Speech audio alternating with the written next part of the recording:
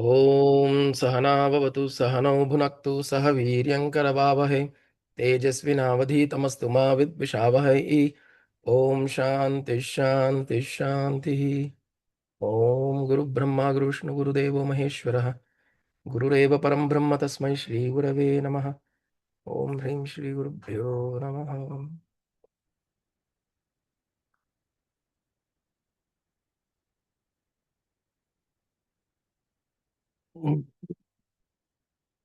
The three verses of the second theme. The second theme is on Brahman.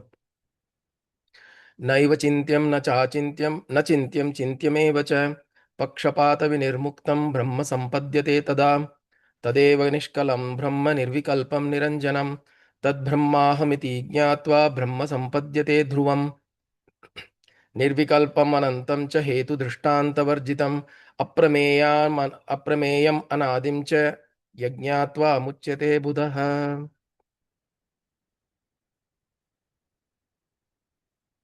So, what is the Amritabindu Upanishad talking about? Brahman. See, the first theme was on the mind, about the mind. How do you observe the mind? How do you observe the different conditions of the mind? And then how do you how do you look at the mind? How do you regulate the mind? So we said mano nigraha. It doesn't mean to control the mind, but to regulate the mind.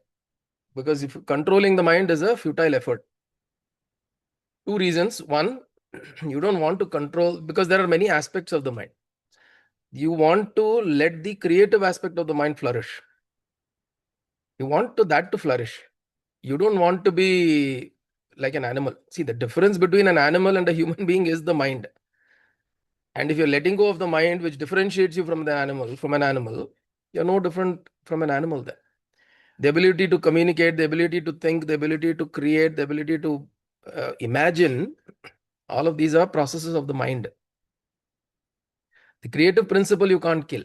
You should not, rather, because then there's very little difference between a human being and an animal. And human being has evolved over millions of years.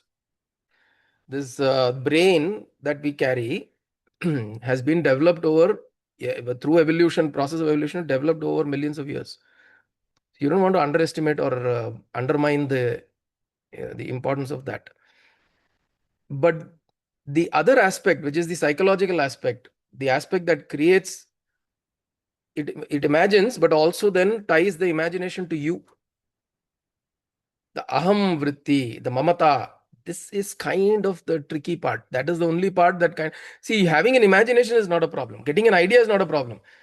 The moment that we now associate saying it is my idea, uh, it is, this is my concept, my idea, my imagination, my creative, and you keep repeating that, this is where the somewhere this association of this I is very strong. The association of the I in animals is very primitive. It is instinctive. It is instinctive. A dog doesn't come and say, Patya, na, I barked at that man and that man went away. It doesn't come and start telling its herd. Doesn't come back and tell the rest of the dog saying, Na kola chittanalda, that guy went away. It doesn't do that. It goes there. It knows somebody is coming into its territory. It will bark and it will come back to its normal thing. The association of every action to I did, or then if somebody blames them, no, I did not do. This whole trap of the mind is the aspect that we're trying to deal with. So we have to be very clear. We should not mistake somebody saying spirituality. If you want to go deeper into spirituality, you have to control the mind. Don't control the mind. Regulate the mind. Look at how to regulate it so that it can become your tool. It is your tool so that you are able to direct where it should go. See, today there are thoughts that occur in the minds. Do you have any control?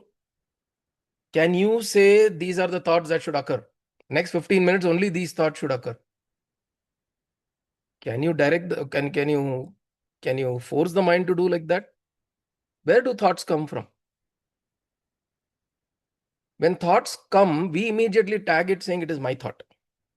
And then we work with it. That is the problem. It is a thought that is rising from somewhere. You have no, how can you get credit for a thought which you did not create? You did not create a thought. But the mind, the ego is such that it wants to create that association. It wants to create that association and want to establish its individuality. This is the problem. The mind wants to, it doesn't, somewhere it knows it is indivisible, which means it is one, but it wants to create that individuality, saying that no, I am independent, I am unique, I am different, I am separate. That is why suffering comes. Suffering comes is because of this aspect of the mind, which is essentially trying to assert its unique, separate, individual identity. So that is the aspect that is bothering us. That is what is giving us suffering. And we are trying to work with that. Okay. So Mano Nigraha was essentially about understanding that mind has various components, Shuddham, Ashuddham. And then we're trying to work with it. There is a higher mind, there is a lower mind. We're trying to get to the higher mind.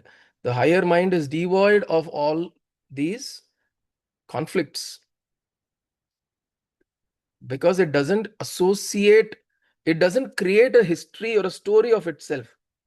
We all want to write an autobiography. இன்னைக்கு விட்டோம்னா எல்லாருமே நம்ம ஒரு புத்தகம் எழுதிடுவோம். நான் இதை செஞ்சேன், அதை செஞ்சேன், இதை செஞ்சேன்.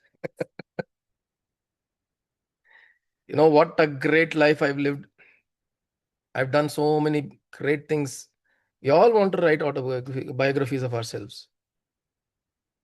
We don't see life as a process that's happening. There are things that came to you, you did. There are things that didn't come to you, didn't do. You just went through life, dealing with life or working with life the way you want to.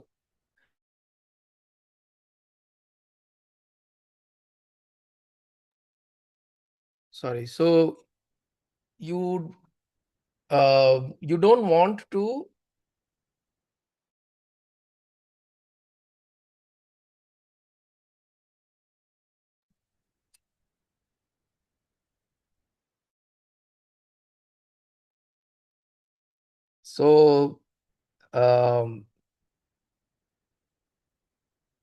life for us is essentially a process that is happening to us. We think we are living life.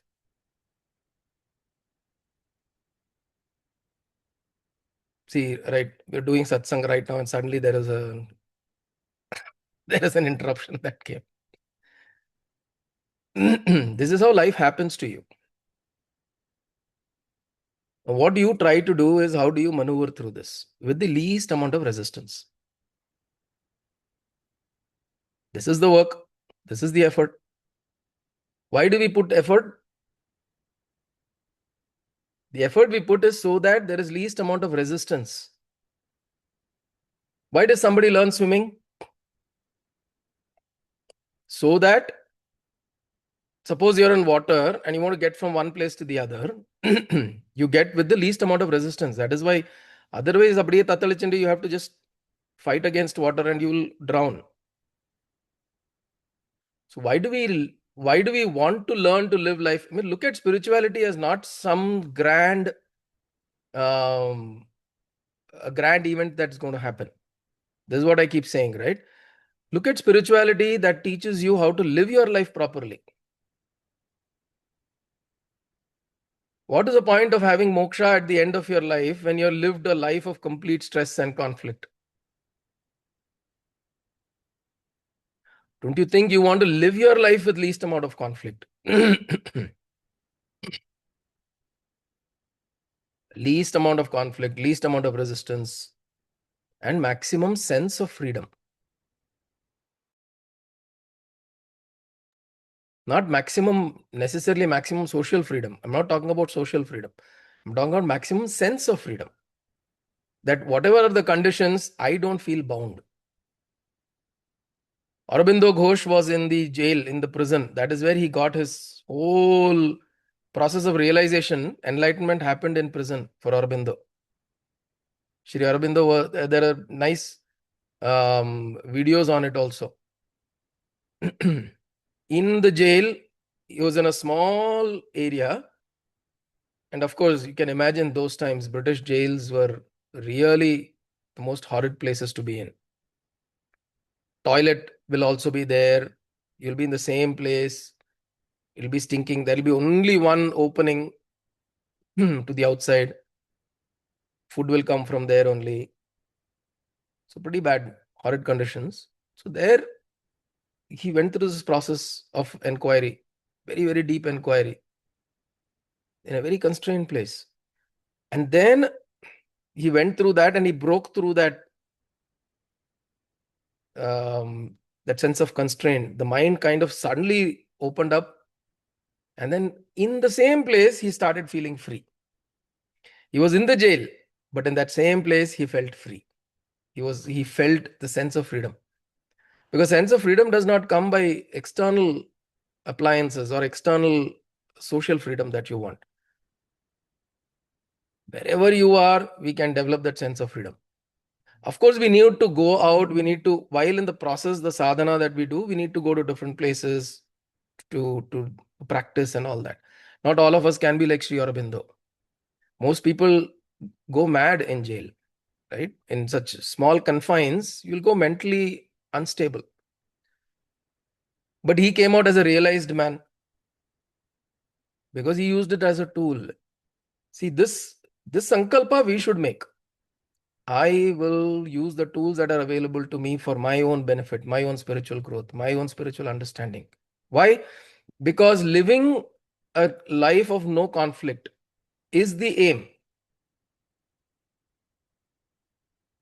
right? Not some moksha that you get at some point in time. Who knows what that is? Definitions we can give, but fundamentally, what is it that we want? I feel a lot of resistance in life that I'm living. Something or the other is always a problem. Something or the other is a problem. If you are given the place that you've always dreamed of, even there a mosquito will come in and it will bother you.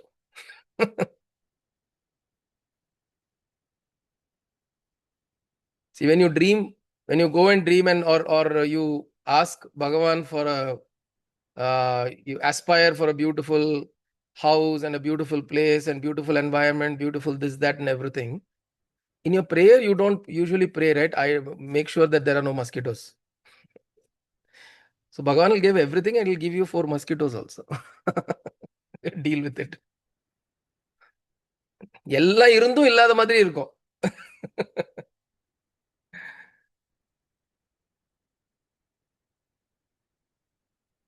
So there is always this picture thing that we carry in our mind, and reality, it does not match.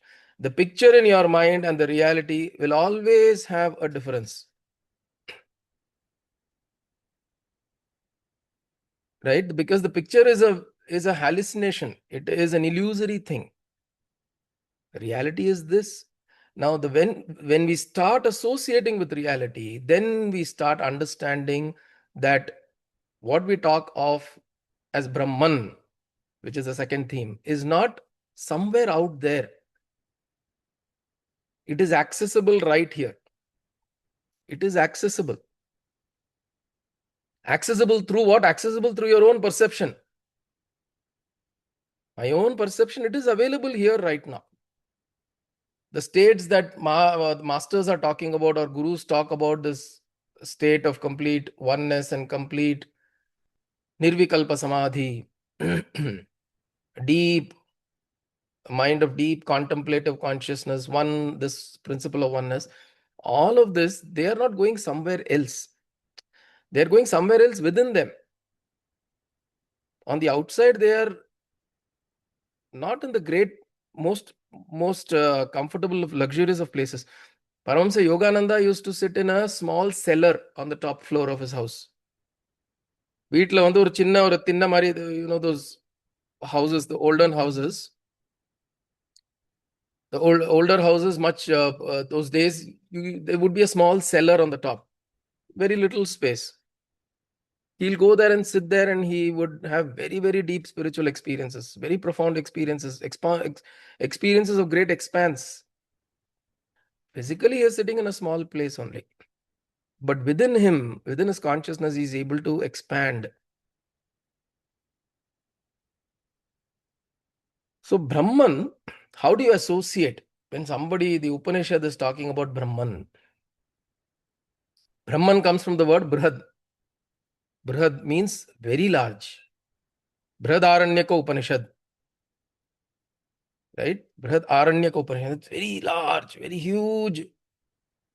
Jungle of wisdom is Brihadaranyaka Upanishad. Brihad means very big. So Brahman comes from there. Brahma also comes from there because he is the creator and he's created this whole huge, large universe. But the idea of Brahman is that it's not an individual, it's not an entity, it's a principle.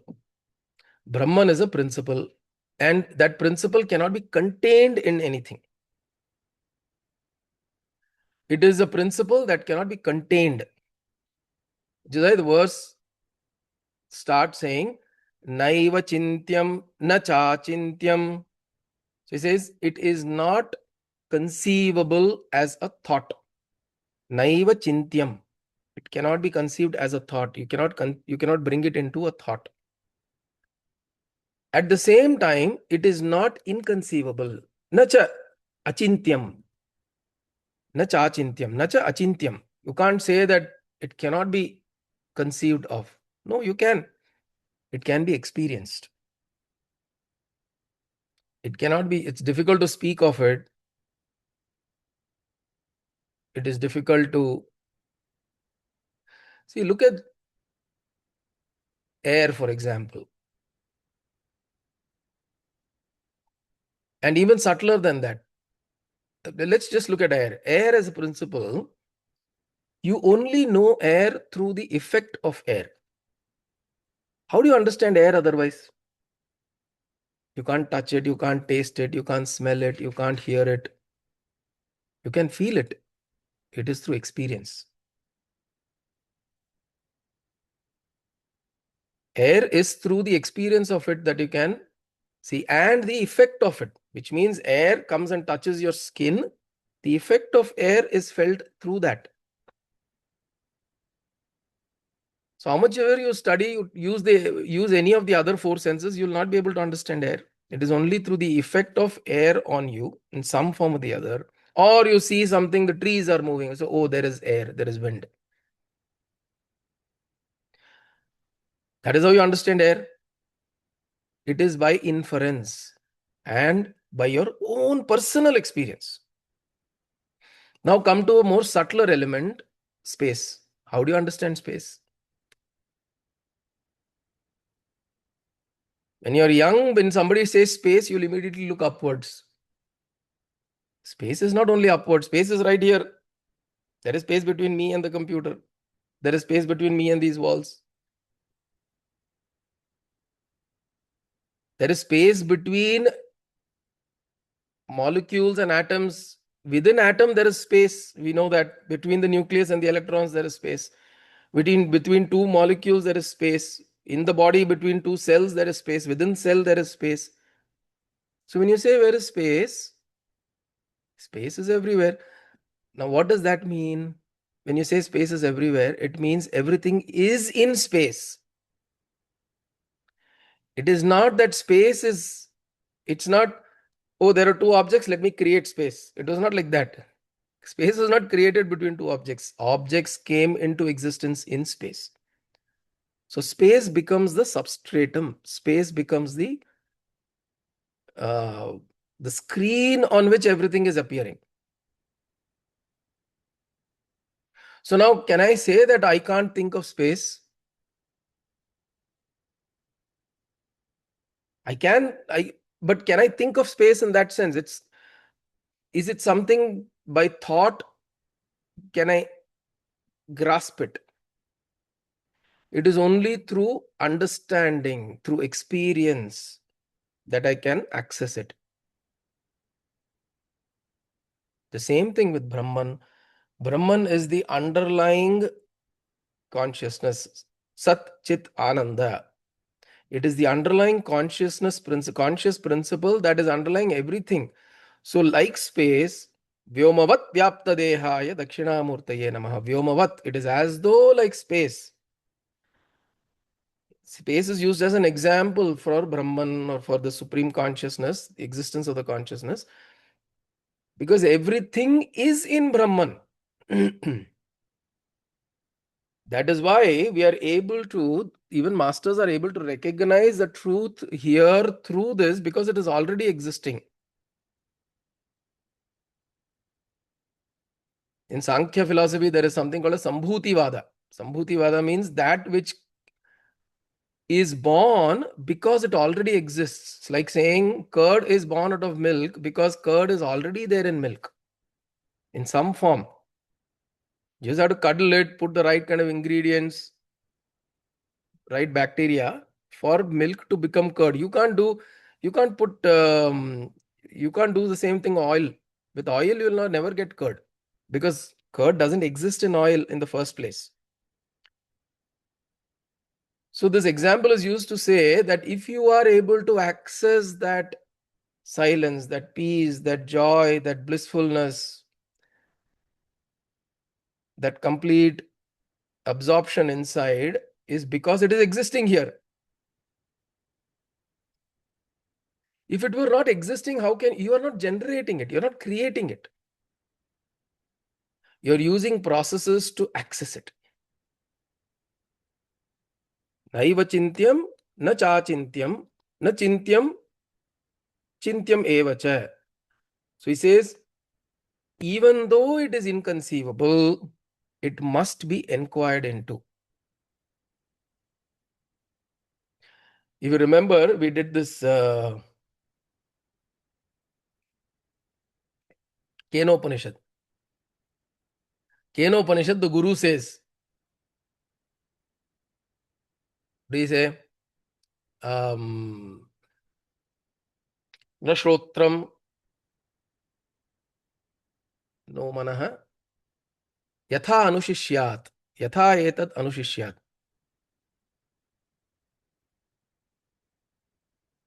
Na chakshur gacchati, na vag gacchati, no manaha. Na chakshur gacchati, na vag gacchati, no manaha. The mind cannot go, the eyes cannot go, the ears cannot go, your senses cannot go. Etat anushishyat, yatha etat anushishyat. He says, how can I teach this to you? How can I show this to you? How can I explain this to you? Yet he says, I will explain it to you.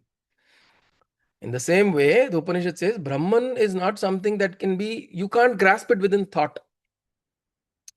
See, what it is trying to say is do not attempt it in a direction which is the wrong direction. Don't think that you can access Brahman as an object.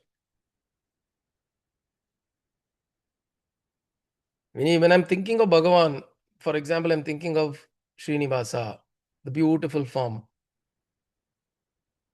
I'm thinking of the beautiful form, all the Kalyana Gunas, the 16 Kalyana Gunas of Srinivasa, and the full complete form. I'm thinking, visualizing from top to bottom, from his head, crown, kirita to the pada. And I'm visualizing the whole thing. My mind is filled with that whole thought, right?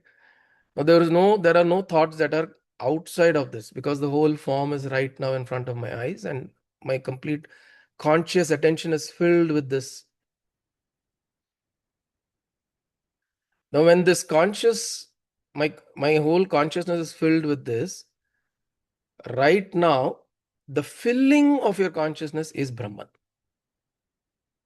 It is not that Srinivasa is Brahman. So we have to understand this. Srinivasa is an aspect or form that represents this principle or this entity which is Brahman. Till Krishna was standing in front of him as a normal person for Arjuna could see Krishna and everything else. How was it? He could see Krishna and he could see everything else. He could see the battlefield, he could see the sky, the birds, everything he could see. But when he got the Divya Darshanam, when he got this full Vishwarupa Darshanam, At that time, he didn't see Krishna and these things. He saw Krishna as these things.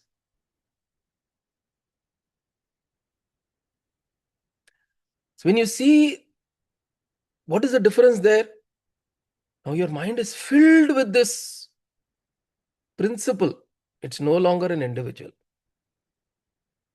The same Krishna, when he is now expanded himself multifold, a million times over, you are all that you're seeing it as Krishna. Krishna is that. The same thing, Prahlada had the same experience.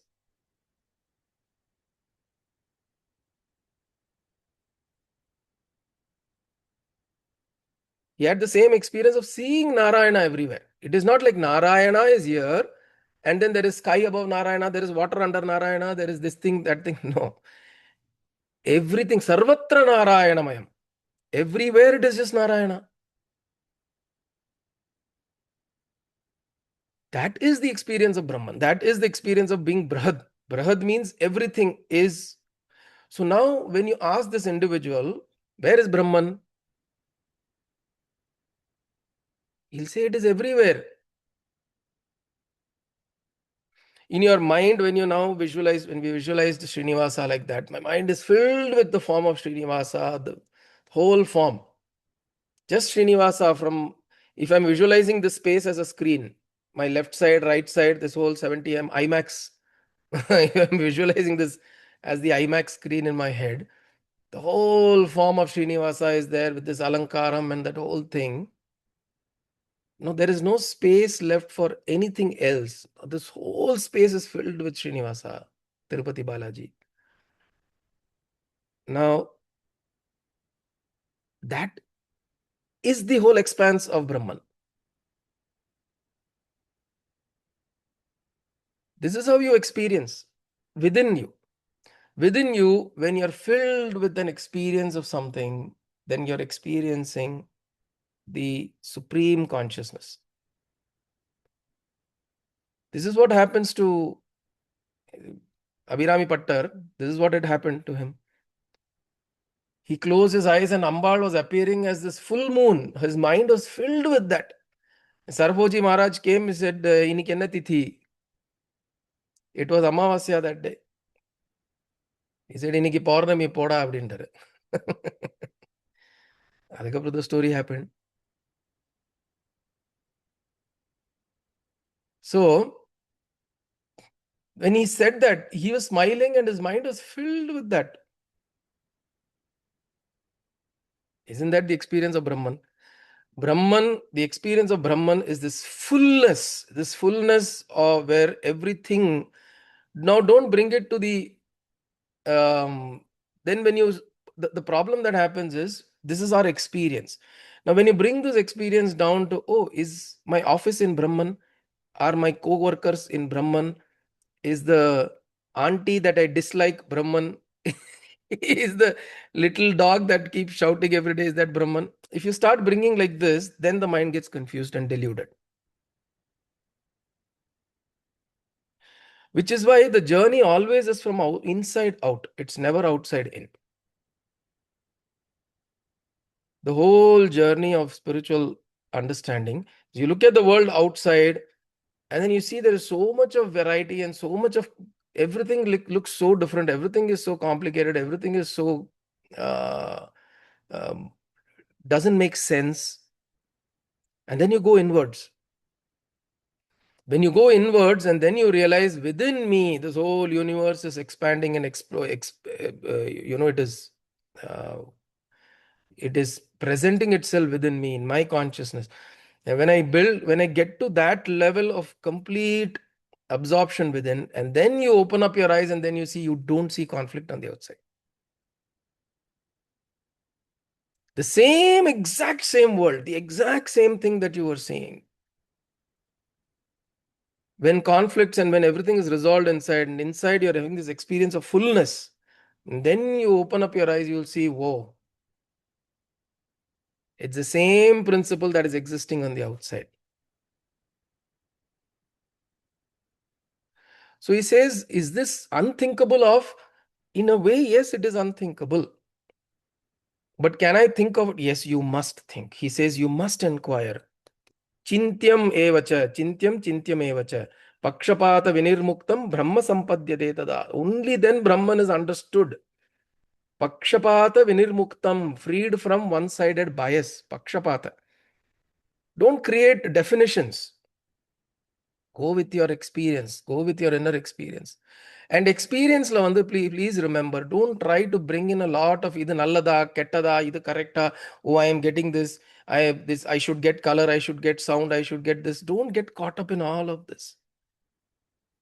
As my guru would always say, Paramahamsa Yogananda would say that peace and joy that you're experiencing in your heart is the measure of your development and spiritual growth. Spiritual growth. Am I growing spiritually? What is the measure? When I'm able to sit down, close my eyes or open my eyes or whatever, I'm able to bring my attention to that peace and joy and bliss within and say that it is right here. என்ன வேணாலும் எப்படி வேணாலும் போகட்டும், எக்கேடு கட்டு போகட்டும் அப்படின்னு சொல்லி ஒரு மனசுல, that is the sankalpa. வெளில என்ன நடந்தாலும் I am finding this peace inside. Once you find that peace inside, then you will act on the outside in the most compassionate way. See, when we say ekkedu kattu poto means you're not being careless, you're not being insensitive. You're just trying to settle this first.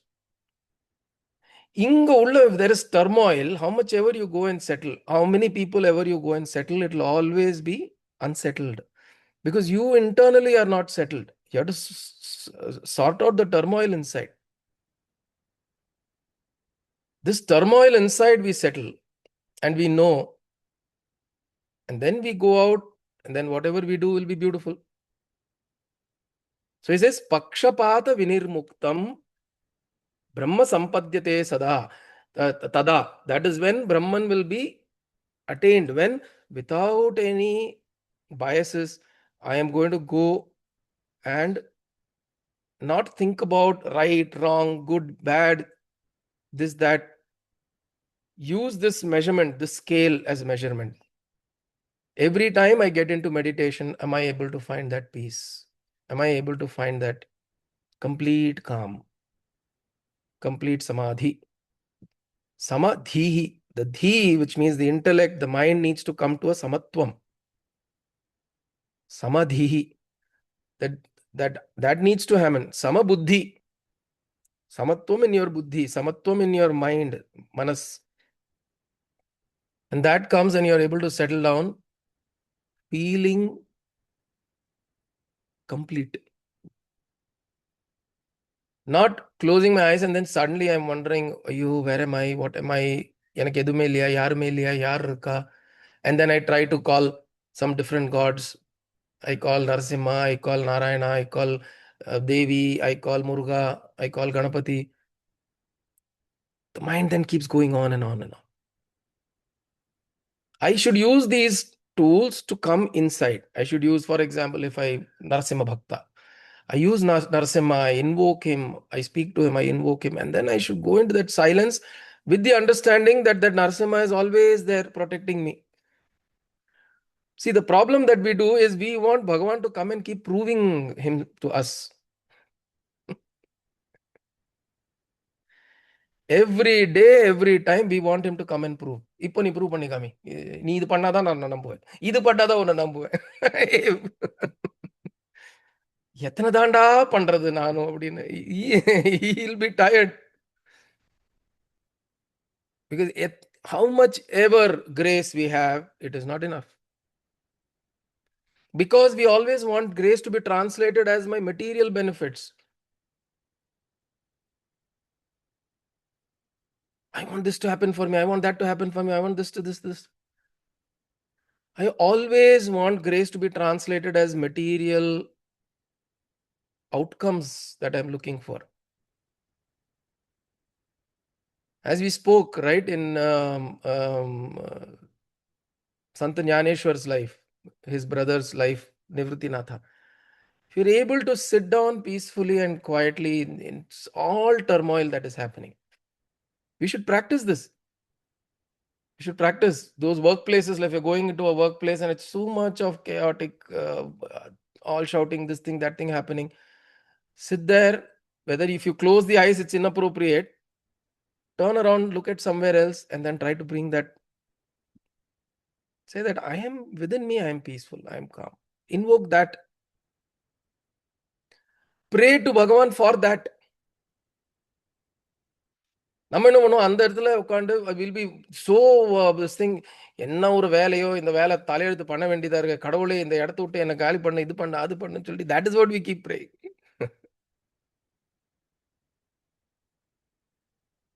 It is also important. I'm not saying, of course, if you're in a very hostile environment, you have to leave, you have to figure out a way to leave.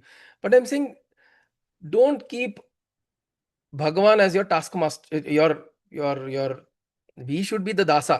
See, in Vaishnava Sampradaya, we are the dasas. Ramanuja Dasa. Adiyan Ramanuja Dasan. That is how we, even each individual greets with the other, saying, I am Ramanuja Dasan. Which means I am the Dasa. But how do we actually act?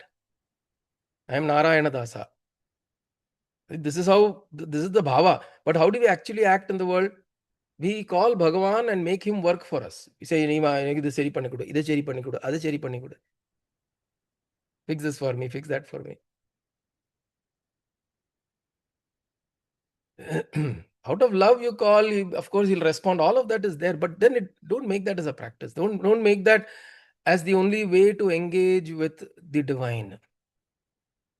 It is a very pichakaran way of living. Freedom enga irukadula. Feel free. That is what even Bhagavan wants from you. Even a servant can be free. If you realize that I have surrendered myself to his will, I will do whatever he says. There is so much freedom in that. You don't have to think what to do. You don't have to worry about what to do. Edu vardo, I will do. So much of freedom. So let us not keep making, because the relationship that you create with this divine principle should not be of somebody who is always waiting there at your doorstep to say that sollu kanna enna pannom sollu next. I'm waiting for you to do your bidding. If you don't do, then you'll get angry with him.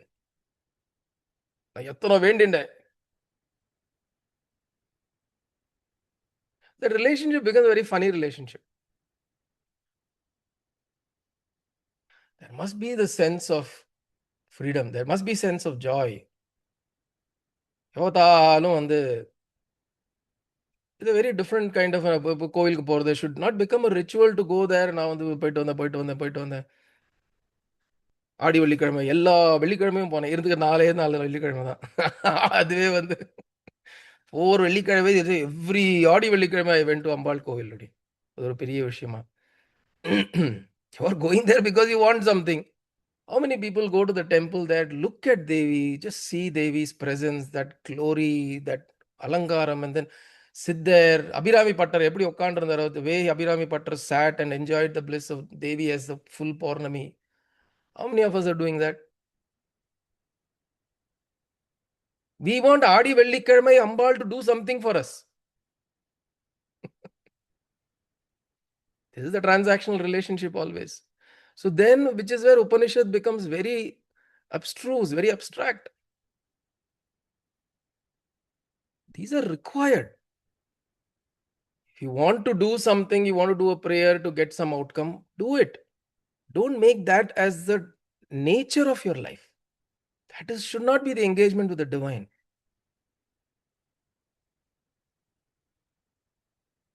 So you sit and he says, Pakshapata vinirmuktam brahma sampatyate tada. Tabhi, only then Brahman make itself available to you. So see, understand this. This divine conscious principle is available right now.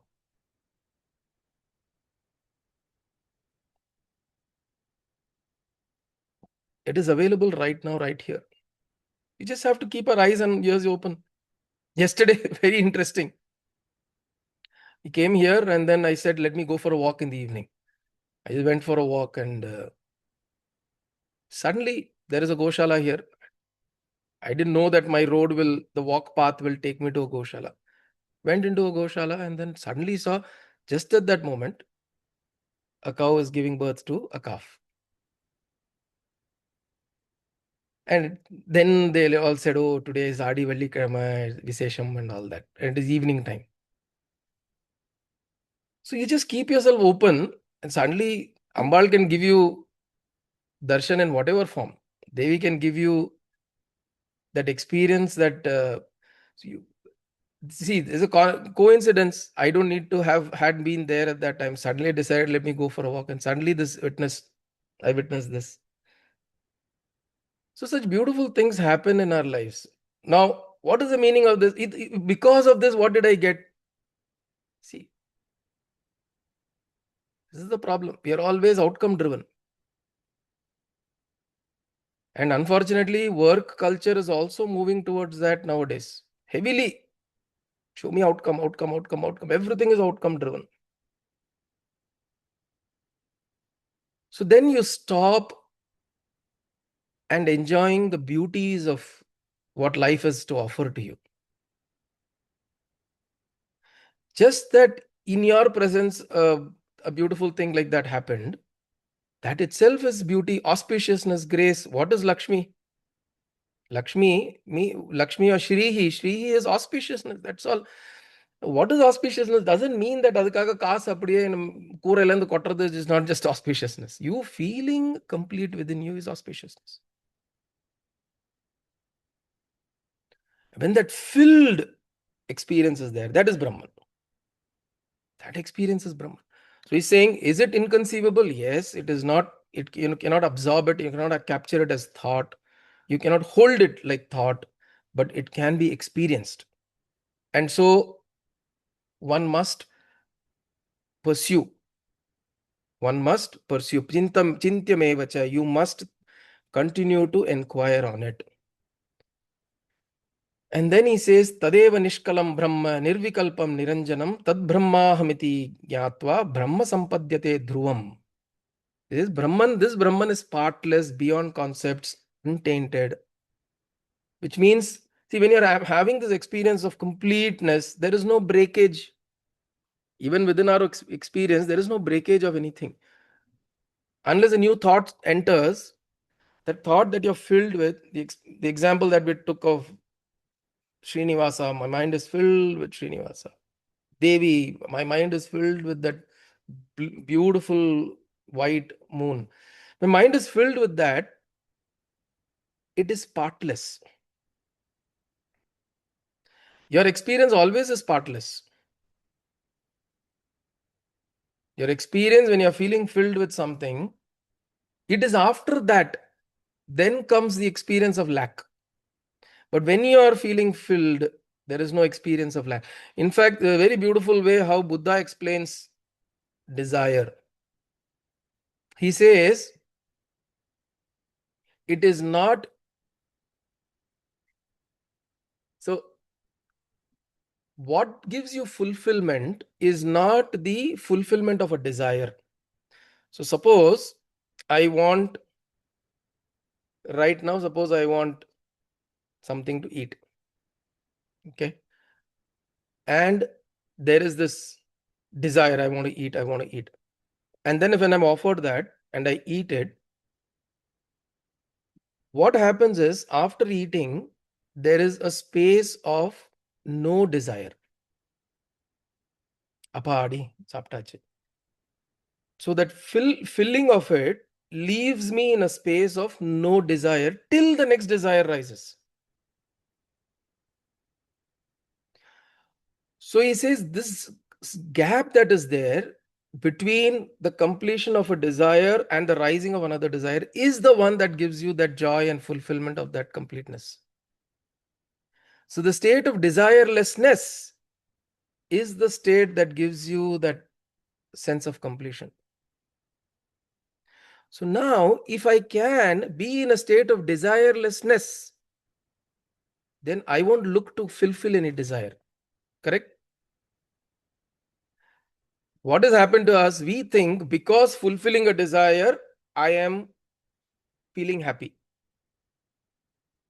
The fulfillment of a desire we think is giving us happiness. No, it is the state of desirelessness after fulfillment of something. The state of desirelessness is giving me happiness and joy.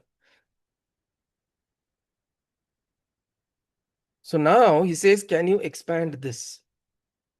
Can you expand this space of no wanting, of no desire? That space of no desire, can that be expanded a little more, little more? And the more you expand that, there'll be more sense of joy that will be there inside. And then now you are free again. Why? Because you are not waiting for something else from the outside to fulfill your desire. You have generated a space for desirelessness.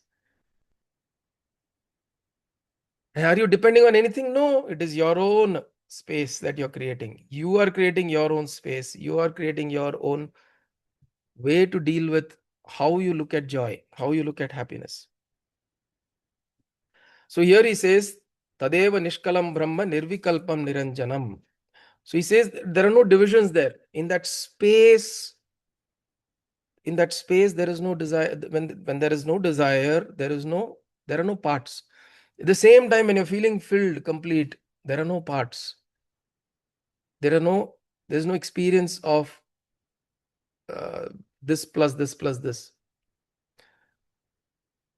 Because Brahman is not the just one second.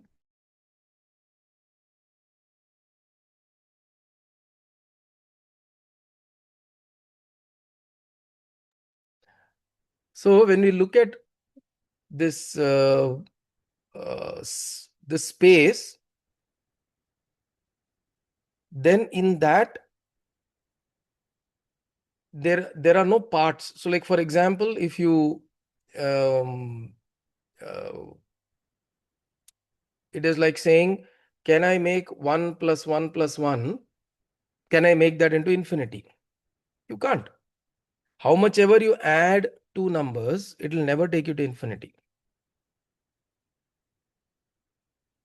Right? Because you can't, which is why it is said that you can't try to create multiple experiences and then experience Brahman. That can't happen. That cannot happen. Brahman, the experience of Brahman, the experience of this fulfillment, the experience of this completeness is not an outcome of multiple experiences.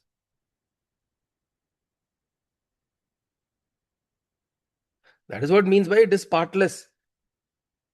And of course, the other way of saying Brahman is partless means it is all pervading, it is everywhere. Sarva Vyapa. It is everywhere means what? Everything is in it.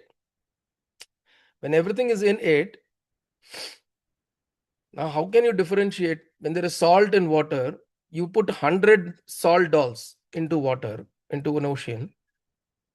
How can you go and differentiate which salt doll went where? Ocean is one.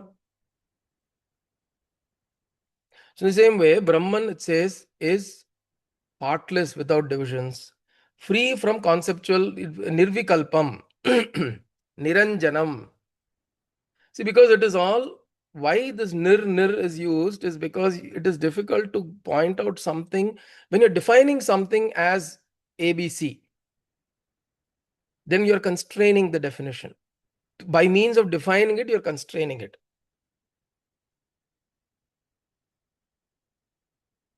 Now, suppose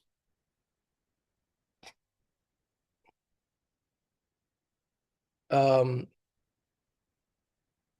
you love someone a lot, and somebody asks, how much do you love him? How can you say how much? How do you describe this how much? Then they'll ask, oh, do you love them as much as this person? They'll say, no, no, no. Do you love as much as this person? No, no, no, no. The only way you can express it by saying no to the other things. Na iti, na iti. This is the idea of neti in the Upanishads. You can try to somehow probably explain. This is why Swami Sarvapriyananda very beautifully in one talk says, the whole Vedanta can be summed up in 2 words. He says, Neti. Na iti. What is Vedanta? It is none of it that you're talking about. Because everything else is an object. Is it this? No. Is it this? It is this in a Sholave Varad. Because the moment that you're saying it is this, then you're defining it. How can you define something that is undefinable? When you're saying infinity, something is infinite, அதுக்கப்புறம் என்ன இருக்கு அப்படின்னு it's a stupid question. அதுக்கப்புறம் if there is something outer than that, then it is not part of infinity. Are there 2 infinities? You can't say that, oh, the word, the universe is infinite, Bhagavan is infinite, and then you can't say that, okay, what after that? It is not that infinity 1 starts here, finishes here, and then infinity 2. Infinity means infinity, that's it. So it is partless, it is without divisions, it is blemishless. That is what it's saying. Nishkalam, nirvikalpam, niranjanam. No parts, unblemished. Means nothing stays on it because it is the substratum. Tad brahma aham iti. Etad jnatva brahmam iti jnatva brahma sampadyate dhruvam. By then knowing that I am this Brahman. So that is what he's saying in this verse. He's trying to say in the previous and this verse, he's saying that Brahman is not something that can be thought of. Brahman is not something that can be at the same time, just because it cannot be thought of, I can't ignore it. I can't say, oh, can't think of it, so what's the point? No, you must investigate. You must investigate. எனக்கு மண்டையில ஏறல sir அப்படின்னா பரவாயில்ல பரவாயில்ல stay with it, stay with it, stay with it, stay with it. Because there are enough people who have gone ahead and told that it will happen to you. Because it is not something that is new. You're not creating something. It is present with you. You are just only creating access points. You're opening doors and access points within you.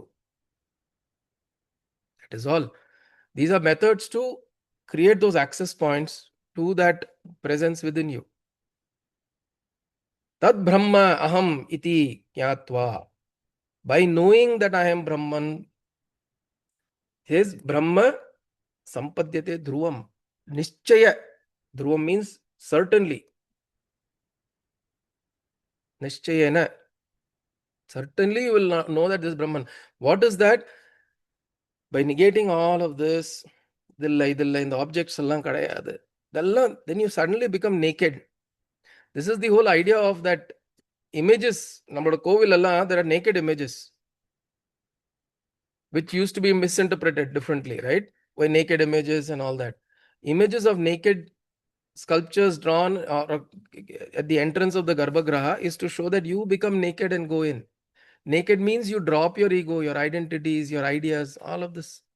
Ellam drop onto and you go and stand there in front of Bhagavan. And then something may happen. You only have the ability to drop. See, think about it. You only have the ability to drop things that you're carrying with you. Rest of what needs to be filled is Bhagavan's job. You can only create space.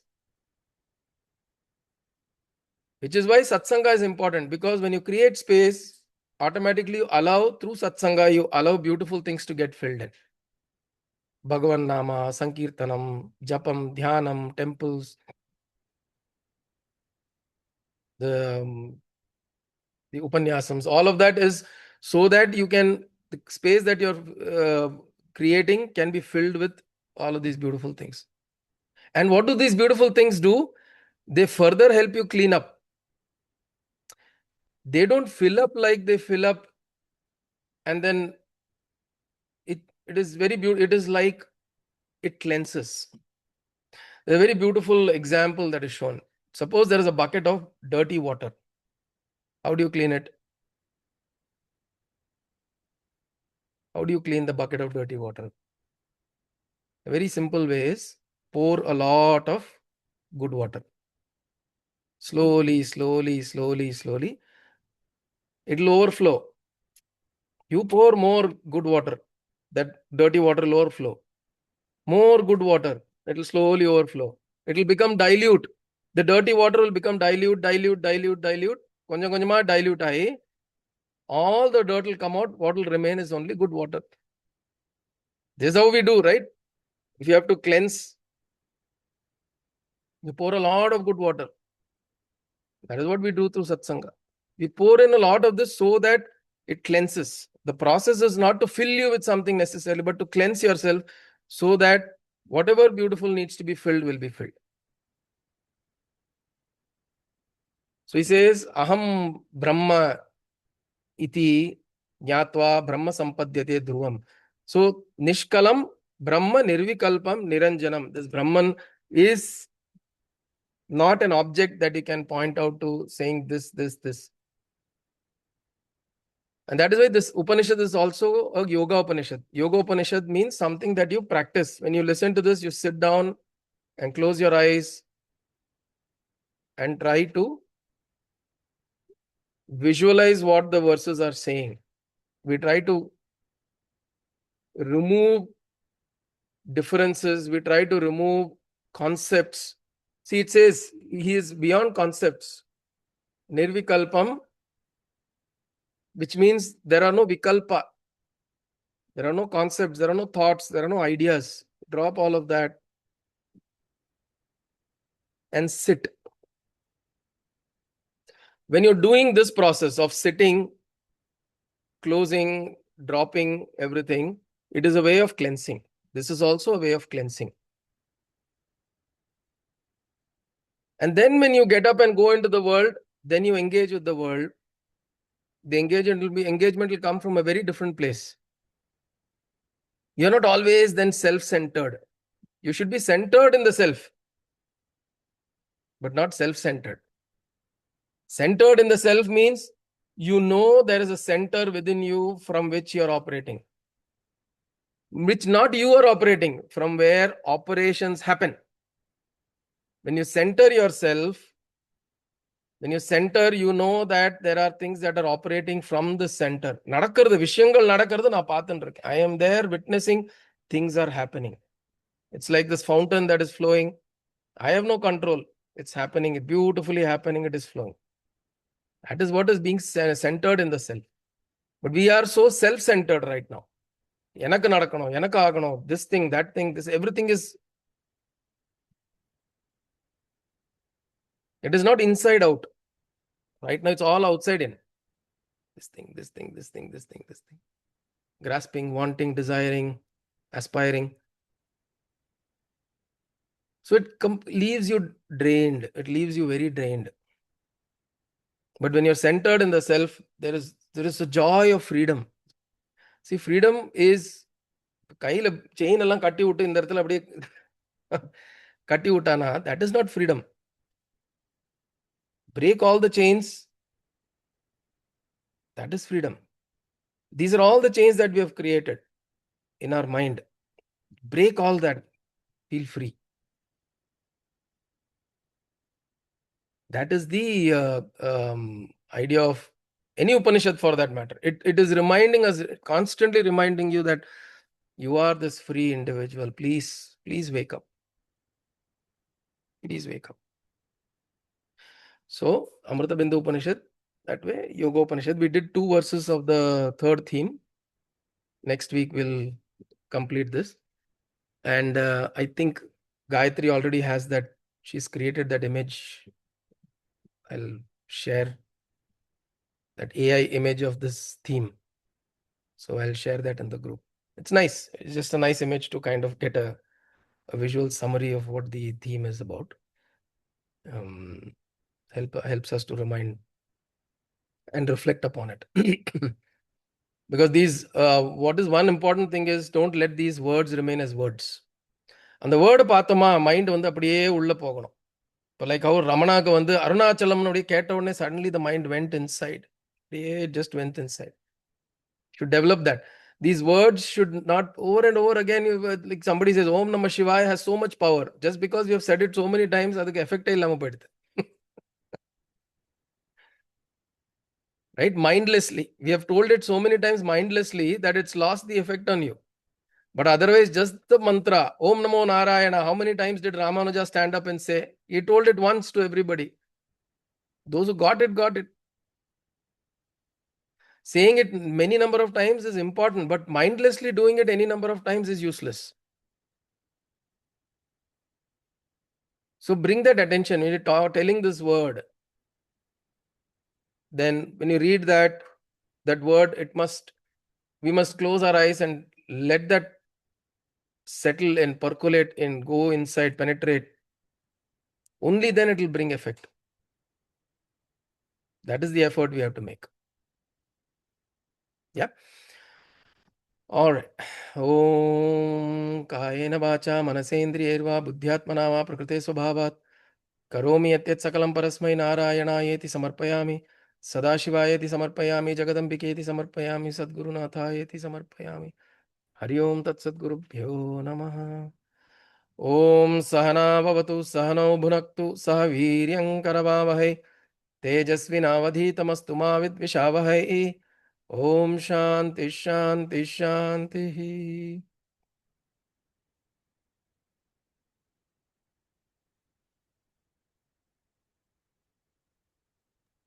Deva. Hari Om.